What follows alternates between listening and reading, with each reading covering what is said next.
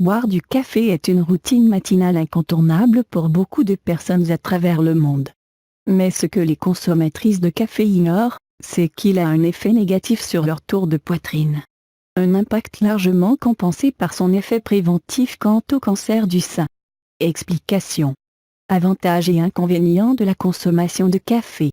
Grâce à sa richesse en minéraux et vitamines, et en antioxydants, le café est une boisson aux nombreux effets bénéfiques. Luttant efficacement contre les radicaux libres responsables du vieillissement précoce des cellules de l'organisme. Le café permet de renforcer le système immunitaire et de réduire les risques de plusieurs maladies telles que les maladies cardiovasculaires, le diabète, la maladie de Parkinson et plusieurs types de cancers, prostate, foie, bouche, etc.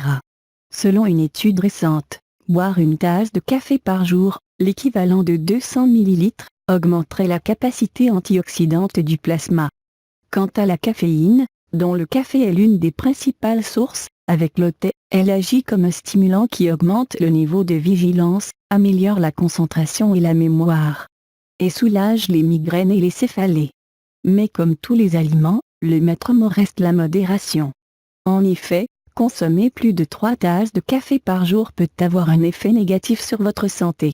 Cette consommation excessive augmente les risques de conjonctivite, de cholestérol, d'hypertension, de tachycardie, palpitations cardiaques, d'irritation gastrique et de troubles du sommeil.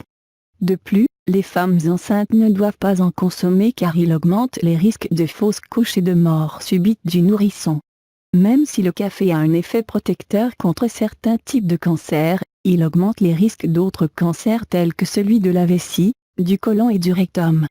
Comment le café agit-il sur le tour de poitrine et les risques de cancer du sein?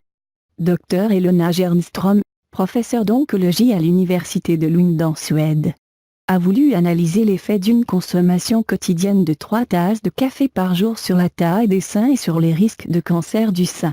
Réalisée sur 270 femmes, cette étude a montré que chez celles qui présentaient une variation du gène C1A2, près de la moitié des femmes concernées par l'étude, la consommation de 3 tasses de café par jour était liée à une plus petite taille des seins, et à un moindre risque de cancer du sein ou une apparition plus tardive de la maladie. En effet, le café agit sur le métabolisme des hormones féminines, les estrogènes, en réduisant leur sécrétion.